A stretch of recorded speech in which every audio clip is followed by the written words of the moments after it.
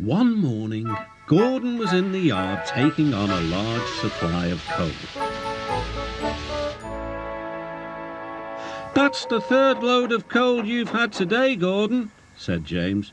"Some might say you're being rather greedy." "I'm an important engine," replied Gordon. "Important engines need plenty of coal, but I doubt if you would understand that, James." James snorted and went about his work.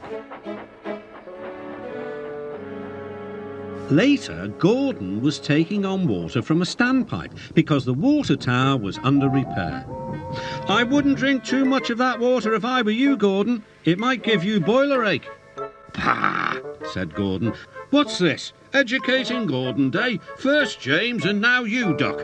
Big engines have big needs. Little engines are just annoying." "Don't say I didn't warn you," laughed Duck. Later, Gordon steamed into the yard at the big station. "That's what I need," exclaimed Gordon. There, emerging out of the sheds, were two shiny tenders. "Now, if I had two tenders," said Gordon, "I wouldn't need to stop so often, and I wouldn't have to listen to silly little engines." "Those tenders belong to a visitor," replied his driver. Diesel sidled up alongside. "Everyone knows that tenders are a mark of distinction, but I'm afraid that no amount of tenders will save you in the end. We diesels are taking over, and we don't need tenders to make us important, not even one." Gordon was most upset. He was feeling just the same the next day. "I'm not happy." "I know," put in Duck brightly. "It's boiler ache."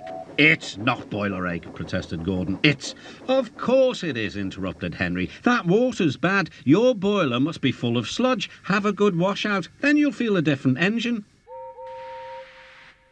"Don't be vulgar," huffed Gordon. He backed down onto his train, hissing mournfully. "Cheer up, Gordon," said the Fat Controller. "I can't, sir. Is it true what Diesel says, sir?" "What does he say?" "That diesels are taking over." "Don't worry, Gordon, that will never happen on my railway." "And one more thing, sir. Why did the visitor have two tenders?" "Because he lives on a railway with long distances between coaling depots." Gordon felt better. But Henry started complaining. He banged some trucks angrily. "I always work hard enough for two," he puffed. "I deserve another tender." Duck whispered something to Donald. He was going to play a trick on Henry. "Henry," he asked innocently, "would you like my tenders?" "Yours? What have you got to do with tenders?" "All right," said Duck. "The deal's off. Would you like them, Donald?" "I wouldn't deprive you of the honour," replied Donald. "It is a great honour," continued Duck thoughtfully, "but I'm only a tank engine. Perhaps James might." "I'm sorry I was rude," said Henry hastily. "How many tenders have you, and when could I have them?" I have 6, and you can have them this evening." "6 lovely tenders," chortled Henry. "What a splendid sight I'll be." Henry was excited all day.